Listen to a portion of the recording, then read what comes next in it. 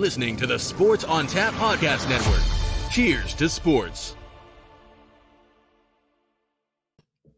Happy Tuesday.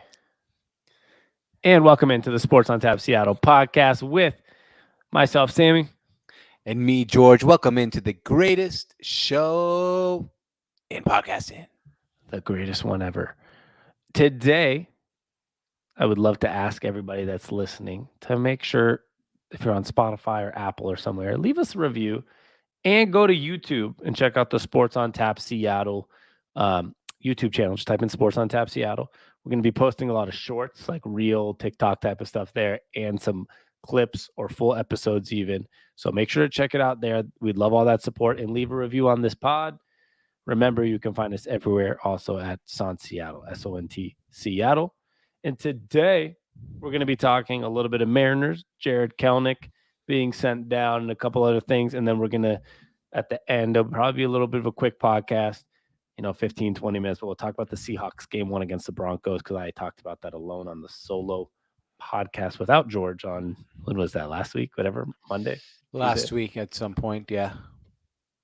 Was it Tuesday? I think something like that, yeah. About a week ago. I talked about it on that solo pod, but we're going to break down both of those because those are probably the two biggest things right now. Mariners are okay. Not bad, not good. But Jared Kelenic has been bad and officially got sent down to AAA. He's been quite disappointing. Yes. Well, here's the thing with Kelenic, man. I've been, wondering he was a top 10 prospect in all of baseball, right? And we've had guys like that before on this team that were top 10 prospects in baseball and didn't pan out. Dustin Ackley comes to mind. Jesus Montero was the number 1 batting prospect in baseball at one point.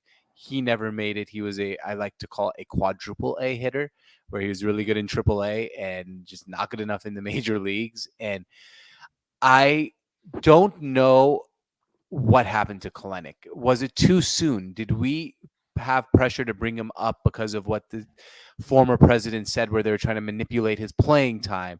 There's not that many guys at the age of 20, he's 21, 22, that are big productive players in the major leagues. He only had 142 at-bats in AAA before coming up, or some around that number. And so I'm wondering, where did it go wrong, and how long do you think, Sammy, do we send him back? Do we see him back in the major league level this year?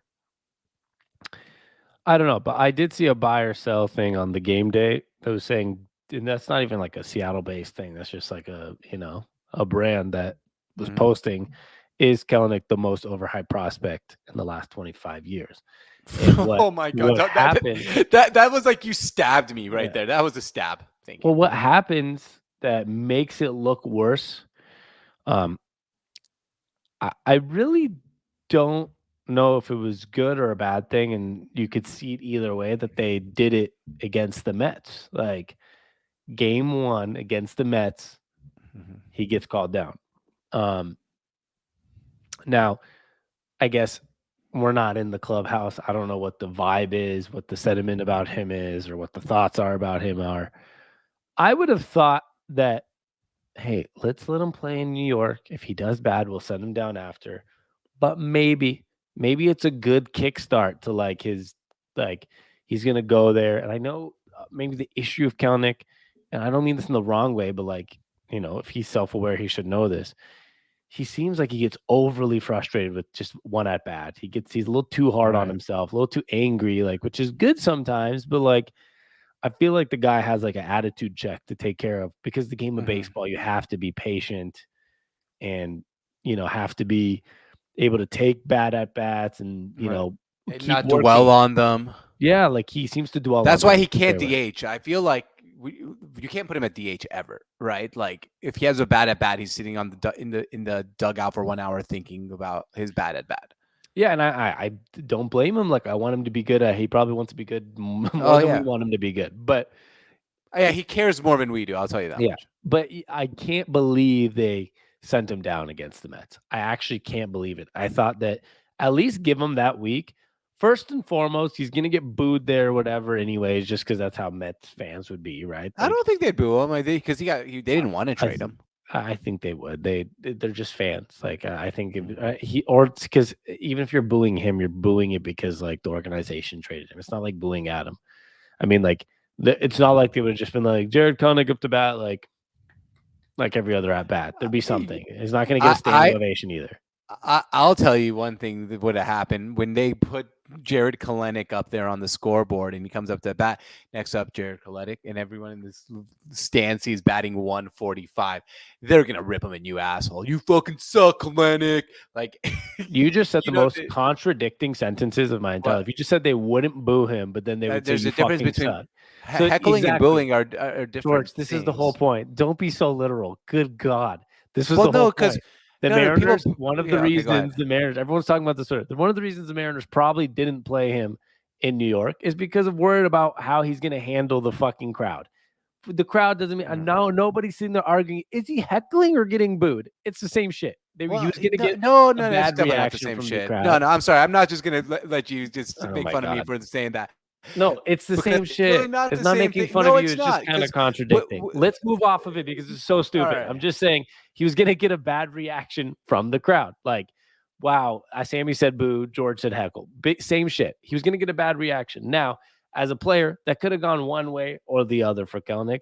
I would have loved to see it and see if maybe he fucking hits a home run in New York, does a fist pump at the crowd, and all of a sudden maybe he gets hot for all we know, right? But like, I don't understand why against his former team, like let him go out there and try to like, maybe that's the series that he takes a step up. Like maybe it's not, but would it have hurt to give him 3 more games against? Yes, it would have. Yes, it would have hurt. I'll tell you that much because they must know that he's so mentally fragile that he can't handle it. They're around him every single day. Usually I'd say no, give him a chance to see if he can turn it around. But obviously this organization sees him day to day, and this manager sees him day to day. And they're like, this guy's too mentally fragile for this. I would think that his confidence level couldn't go any worse, but I guess the organization must have thought, oh no, they could get worse. That's the only reason. Because usually I would think no. If he was a guy who handled like, I don't know a guy I can think of that would handle bad at bats better than Kelenic. Maybe you're like, yeah, whatever, just let's see if he can turn it around.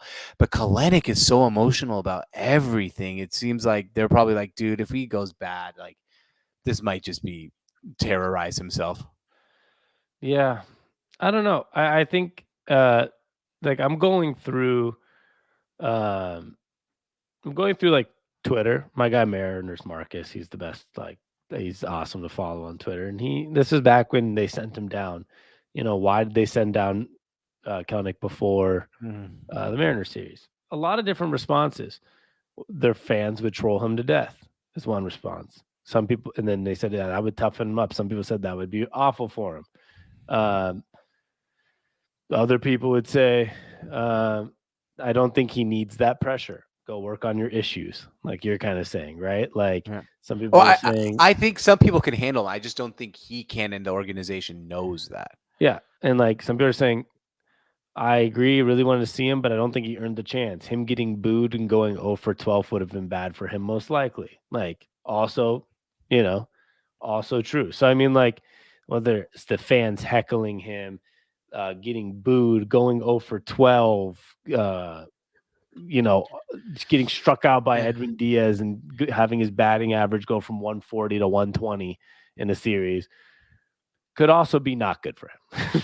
Right. And my thing is, I guess, if I'm the Mariners, 2 things. One, if this is going to work, you can't do this thing where you're moving him left field to right field to center field to DH. Like he needs to like kind of have some stability where he knows like day to day what he's doing because it seems like he's unstable. Sorry to say that, like not an unstable human, but like his confidence level is not stable. So he needs some routine to maybe get better.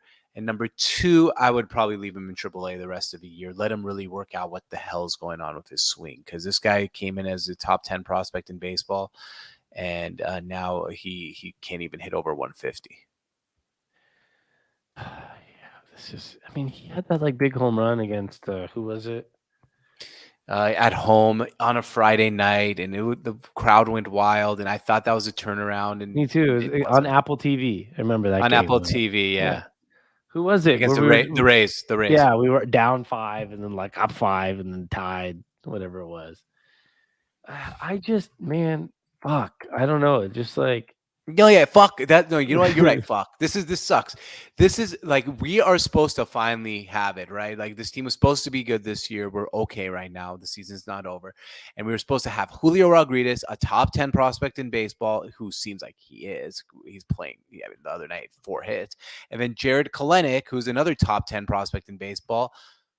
Those are supposed to be our like Egger and Griffey or A-Rod and Griffey. Instead, Kelenic looks like he can't hit. how bad do you think he is, though? I don't know. I was seeing something like, could he be? Dustin Ackley was a 250 hitter, and we were pissed. This guy's batting under 200. Like, can he be Dustin Ackley? Fuck. No, really. Like, it sucks to say. Jesus Montero never got it together. We kept waiting for that to get together. Yeah. Even like fucking Mike Zanino was batting like 220 with 30 home runs one season, and we're like, he sucks. Yeah, Justin Smoke was Justin Smoke was. How many of these guys, Zanino, top 10 prospect, Smoke, like I really thought Kelenic was a can't miss, and a lot of people were saying, "Oh, what's his comp?" Well, you could be a poor man's Mike Trout. Okay, first of all, though, Mike Zanino, people hate him much more than I do. Like 2017, he did bat 251 with 25 home runs, which is a great season for a catcher, for a good catcher, right? And he has some bad years. This year he's playing bad, but last year with Tampa Bay, he had 216 and 33 home runs. You take that from a top defensive catcher, 33 home runs, 216. I'm with you. I think Zanino Kelenic can't even get over 150. Yeah, I know. It sucks. And I really the sample size keeps getting bigger. Like Kyle Lewis, at least, Kyle Lewis keeps getting hurt, but at least when he was fucking playing, he was raking. Yeah, if I am the Mariners, I'm leaving him in AAA the rest of the season, no matter what. And then I'm going to hopefully bring him to spring training and make him earn a spot. Because maybe he's the type of guy, unfortunately, there's a lot of people like this who are big prospects in sports where everything was given to him his whole entire life because he was the best his whole entire life. And now he's facing adversity for the first time. So let's make him earn it. Yeah, that sounds all great and all, but then guess what? I know. Like, there's others that do that and then just are good. Like Bryce Harper was handed everything. You're the best, and totally ended up winning MVP last year. So it definitely, like, I don't know how that theory works because the good players just end up being fucking good. And this is what's hard. I don't know how the theory works either, but I'm grasping at straws, man. I'd keep him in AAA as well this year for one reason and one reason only. That reason is Mitch Haniger is going to come back in next week or so, hopefully, because he just rolled his ankle. I don't know how the fuck he's out for like a year by rolling his ankle on it. And so Haniger is going to be back. Souza is a great person to have in the outfield, especially by the way that he was playing in AAA. Like, I mean, compared to even the way that Kelenic plays in AAA, like Souza he earned a spot, whatever, on the roster. Mm-hmm. And then Kyle Lewis is going to be back. And you have Julio Rodriguez in the outfield. Like, at some point, Kyle Lewis will be back for a short period of time before he gets hurt again. No, he won't. The Kyle Lewis. I don't understand the whole like the guy can't. Listen, the guy was hurt for one season basically. That's it. Like the guy was a rookie of the year and then was hurt for a season. It's not like it's been 3 years. This is not like a. True. Crazy. The guy was rookie of the year. Just hear me out. The guy was rookie of the year in 2020. Mm-hmm. He only missed games last year, and he played 36 games last year. So he's missed not even a full like he's missed one season. Not even one season. Sorry. Right. I want to see him back. I want to see him not have any more setbacks. Okay. And he was raking in AAA. Did you see his stats in AAA? No, I did not actually. I would appreciate if you could pull those up. George is like, hold on, let me see those. This is Don't what get George me excited. This is what George wants. I like the no, I haven't. Can I hear him? George's like, this is a tantalize me, Sammy. Tantalize me. Like, George, you want to hear these stats? Okay, let's see. Where is it? Here it is. He is batting. And granted, this isn't how many games. Let's see. He's played 6 games. Mm-hmm. Okay. You'll like this. In 6 games, Kyle Lewis is batting .333 with 2 home runs, 2 walks, 2 strikeouts. Not a bad ratio. Okay. But he has an OPS of 1.010. But he's batting 333 with 2 home All runs right. in 6 games. I just hope he stays healthy. That's all I'm gonna say.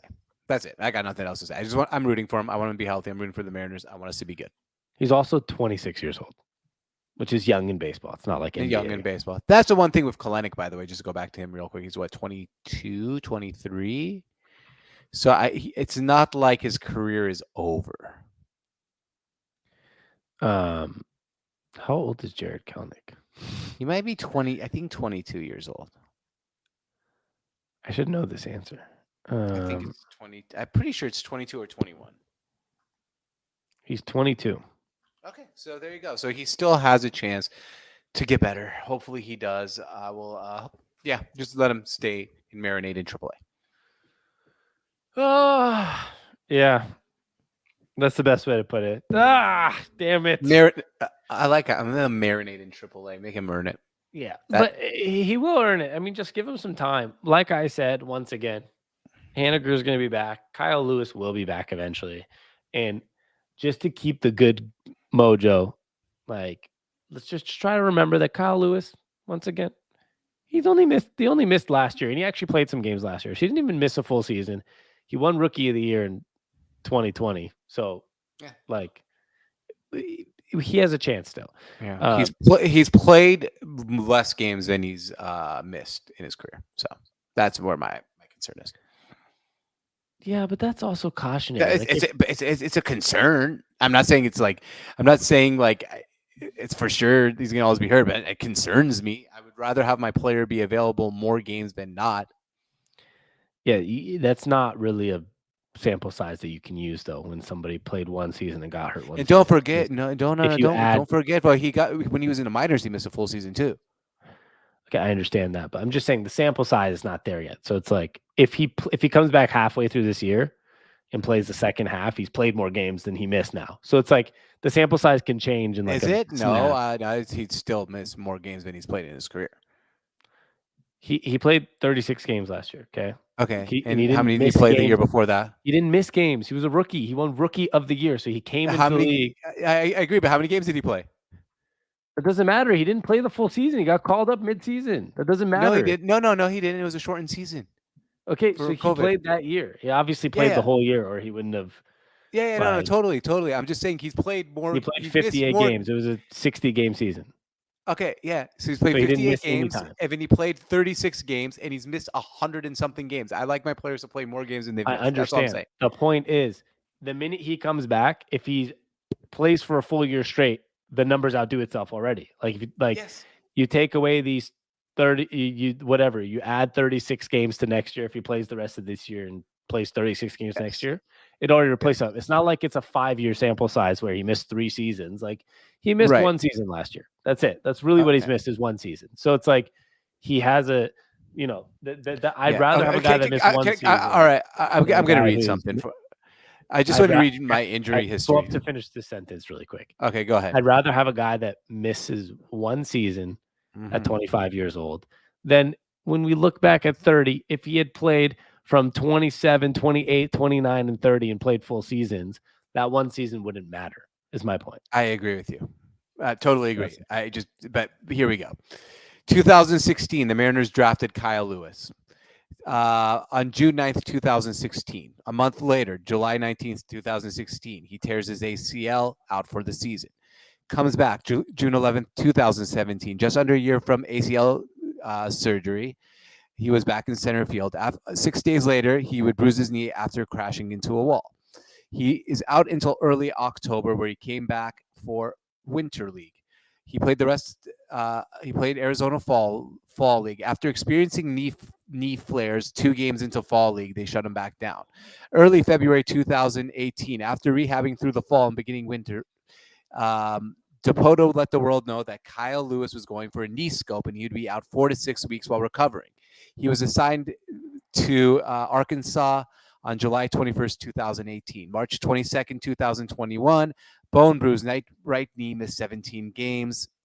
April, activated last year, placed on 10-day disabled list last year, then a torn meniscus last year, placed on injury reserve, and here we are back with a bone bruise in his knee. That's all I'm saying. He had him in AAA. We're not back with anything, actually. He's playing right now. Yeah, I know. All that you said doesn't matter. So the whole point was, we're not talking about his minor league career. I don't give a shit what his minor league injury history is. We're talking about since he's played for the Mariners. Yes. He started in 2020 and won Rookie of the Year and played every game, and he missed last year. So if he plays a full season, he has played more games than he's missed. Like minor leagues doesn't matter. Yes, minor leagues like it doesn't matter to your MLB statistics. No, it doesn't. It doesn't. But it's an injury history that concerns me. Is all I'm saying. I know we all know he has an injury history, but you just said, concerns me.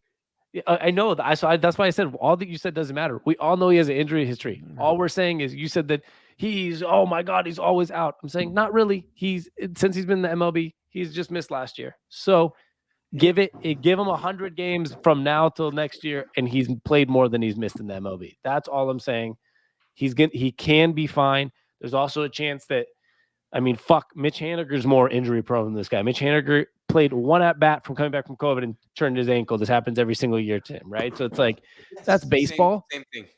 Yeah, same thing. But Mitch Haniger is probably our best player still. So it's like, that's why I'm saying you can have some nick up injuries, all these things. At the end of the day, Mitch Haniger probably now has played more than he's missed in the last 2 or 3 years, last 4 years, whatever, let's say, since he's been on the Mariners. He only missed last year. He's injury prone, but his career has actually turned out to be pretty good, right? Like he's been pretty good for the Mariners. So I feel like with Kyle Lewis, I'm not going to judge you guys. I'm not going to say that I'm very, very, very concerned off of his 1 year missed. Now, if this becomes a thing where he doesn't play all of this year and then next year he comes back and gets hurt week 1, now we're talking about 2-3 years of him not playing. I'm just at that point where it's he's obviously playing in AAA right now, playing really well, and he only missed last year. So it's let's just see, let's see what this story writes this year before we say he's a guy that's not going to be able to show up and play. Because I think he's going to be all right. I actually genuinely do, and I'd rather have a guy that's good that misses some games than at least than. All right, his career's been better than Kelenic so far. Yes, he's better than Kelenic. That's very true. It's very, very true. So far, you never know what happens, but he won Rookie of the Year. The guy was fucking good. He won Rookie of the Year in a 60-game season. He probably would have got hurt if it was a 160-game season and not won Rookie of the Year. That's where I am with Kyle Lewis, personally, because I haven't seen him stay healthy. I need to see him stay healthy for me to have confidence. We'll see what happens. I don't know. I hope I'm wrong. I hope I'm wrong. We need him. Yeah, I guess my whole point was just that, at the end of the day, I'm going to wait on the sample size because it is hard to determine what, I don't know. It's hard to baseball, especially when he's 26. For all we know, by 30, he could be the best player in the MLB. That's just how baseball works. Sure. It's a little different than other sports. And I like I said, I hope you're right. I hope he stays healthy. I hope he never gets hurt again. But I just want to see it. That's all. We shall see. Who knows? The Mariners prospect world is just a different world. I know. In general, baseball gods are not ever on the Mariners side, it feels like sometimes. No, never have. And well, they have, but hopefully they do again one day. Yeah. Fuck. Tough times, George. It's tough times. Yes. And the Mariners are also, just speaking of the Mariners, while we sit here and bash their prospects, is the Mariners, I still have some hope for them. I think they look okay at times, but we are sitting at 16-20 in a division where you have the 24-14 Angels and the 23-13 Astros. And I know it's a long season, but I don't love being 7 games back of first place 40 games into a season. I don't love it, but I'm not ready to write off. This is such a long season. I know you're not either, but it's such a long season that it's like for me, whatever. Like I almost feel like, which you can't do because people would track it online. I wish you could now look at the standings until like July 4th and then open up the standings and look like, oh, okay, that's where we are. Yeah, that's true. I mean, we're also only 3 games back of the third wild. How's the wild card work? I don't even 3 of them know. now, Like right? I think you have to like do a dance and then like your AAA records, and I have no idea anymore. No, really, I don't know anymore. I think it's 12 3 teams. wild cards. Yeah. I think it's 3 wild cards now, but like I said, I can't keep up with It's 3 baseball. wild cards. Okay, so because it's 6 teams, so it's 3 and 3. Yeah. So like as of right now, we're 3 games behind the Blue Jays for the third wild card spot. So it's a good example of like, let's go beat the Blue Jays the next 2. We lost them last night. If we beat them the next 2 games, all of a sudden you're like a game and a half or 2 or 1 out of. Well, depending on how everyone else does in front of you too. That's why I said a game and a half or 2. But yeah, absolutely. That it's too early for me to make any judgments on this season. Yeah, I'm not making any judgments. I'm just saying. No, I know you're not. Already 7 games back on first place is not the place that, not necessarily where you'd want to be at this point, right? So right. Fuck. Right. I mean, yeah, we're just too early for me. Both too early. That's all. Yeah, we'll see what happens. They just, the run support's been like, I feel like the days the pitching's good, the run support, it's classic Mariners. Like the days that the run support is good, the pitching's bad, and the days the pitching's good, the run support's bad. I don't know. There was that 8-9 game the other night too. We just haven't been good. That's all. And healthy. We haven't been good or healthy. Yeah. Mitch Haniger being out's not great either. It's probably our best batter outside of Ty France, maybe. I don't know. Ty France has been pretty damn good too. So, fuck, I don't know, man. It's just tough times. I just hate being a Mariners fan sometimes. Yeah, it's all good, well, man. We'll it's gonna turn around. It's early in the season, so we'll see. I don't know what to say. We'll see. We'll see. I don't know. I'm like one of those people that's usually optimistic, and I am optimistic about like where things are going. But this season has just been like just tough games. It's been tough. Yeah, like we started off kind of hot, and it's like I almost wish we didn't start off hot, and we started off like the opposite, and then got exactly. It is what it is. Oh, here we go. Well, we'll hopefully turn it around. That's all I can say. Mariners baseball, lovely. Are we going to talk? Oh, yeah. Seahawks. Hopefully the Mariners win today. So let's move on to the Seahawks. Broncos game 1 at home. Yeah. Monday Night Football. Second Monday Night Football of the week. Last game of week 1. Yeah. And it's actually the only Monday Night Football game of a week. There's only 1 on the first Monday and then 2 on the second Monday I saw. Why? I don't know. I was trying to figure that out too. Unless I read something wrong like an idiot, which is very possible. I saw there was 1 Monday night game week 1. Yep, 1 Monday night game week 1, Denver at Seattle. And then week 2 has 2 Monday night games. Tennessee at Buffalo and Minnesota at Philadelphia. Why? I don't know, Sammy. That's kind of stupid. I don't know why. I know. Well, yeah, I don't know.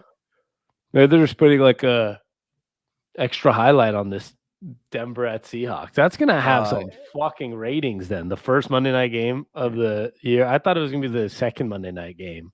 This is the first Monday Night Football game of the year. Russell Wilson returning to Seattle.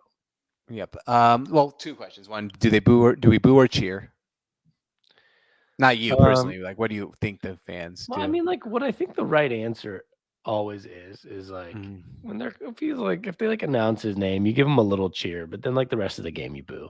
Like it's like that's what I think we should do and will do. I think we cheer his name like and he announce it, and the first time he gets the ball, like just on a snap, like boo.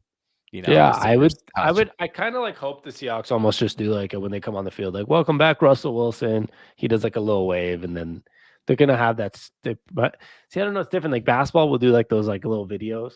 Oh, I hope there's no videos for him where he's like, "Go Hawks!" Yeah, you know, I would love to give my gratitude and like absolute love to the city of Seattle. Like, all right, dude, like you play for Denver. But my point is here. I wonder, this game is very interesting actually, because I think our fan base is gonna go freak out either way. If Russell Wilson throws for 4 touchdowns and like just kills us for some reason, the let Russ cook crowd is gonna be like, see, they got an offensive mind now. He has offensive coach. This is how we should have used him. Look at Pete Carroll. He's so stubborn. And if we dominate him and win the game, like he's overrated. Like I think our fan base is gonna overreact so much, and I'm going to overreact so much too. Yeah, it's one of those just like no matter what happens, there has to be a reaction, right? Like I it's just know, like I Russell know. Wilson threw 5 touchdowns, we lost by 40. Like, what the fuck did we do trading him? Like, that's gonna be my first reaction. Like, fucking idiots, Pete Carroll, John Schneider, fucking dumbasses. Drew Lock threw 4 picks. Like, or it's literally gonna be like Drew Lock threw 3 touchdowns. Like, ha ha ha, he's better than Russell Wilson. Like, Russell Wilson cornball. We're gonna be in the playoffs. Fuck Russell Wilson. That's literally gonna be the those are the only 2 reactions, and I can't wait to watch it. Like I got no predictions or anything. I predict that the Seahawks win and Russ throws 6 interceptions. There you go. That's my prediction. Although I actually do think the Seahawks, if you want to face Russell Wilson at any point ever with the Broncos, game 1, this is the best time. Oh yeah, totally. Well, I think this is actually this would be the best opportunity for the Seahawks to beat the Broncos in the sense Totally agree. of like at least for the next year or 2 until we figure out what our full quarterback, whatever. Like maybe I 2-3 could not years. agree more. You know what I mean? Agree Like, more with that. Maybe 2-3 years from now, it's going to be we have a great quarterback and it's different. But like with the Drew Lock, let's say, like what more do you want than to bring Russell Wilson on a Monday Night Football in a crowd that he knows is super loud, but it's always usually been for him, not against him, with a new offense, new team. There's going to be some nerves setting in. His first time ever playing with the Broncos and first time against his old team at his old home with the crowd kind of against him, whatever. Even if they're not booing, if it's just the loudness of the crowd when he's trying to snap the ball, he's not used to that in that stadium. Right. That's the best time you want to face Russell Wilson. Best chance you have to beat him with this current roster. So I think the Seahawks are going to win that game like straight up just because of the nerve side. No technical football things coming out of my mouth here. It's not even close to week 1, right? That's like, fine. I'm not like I think our offense is like, no, I just genuinely think that like this is a great time for the Seahawks to face Russell Wilson because of the circumstances. So I'm like, oh, they could probably win that game, even though if that was week 5, I would say Denver's gonna fucking kill the Seahawks probably. Yeah. I mean, I've said it once, I'll say it again. I think Denver's getting a Russell Wilson that's not going to be that as effective as the Russell Wilson that was in Seattle under any circumstance. I think he's slower. I think he relied a lot on his legs. I think he's more about Russ than the team, and I'm excited to see. I think it's going to be not a disaster by any means. I just don't think he's going to be that good. Unfortunately, I disagree, but I hope that's right fine because I would not mind if we traded Russell Wilson and he was on his downturn in his career. I just don't see it that way. But I mean, like I said, I would love if that's true because that would mean a better draft pick for the Seahawks too.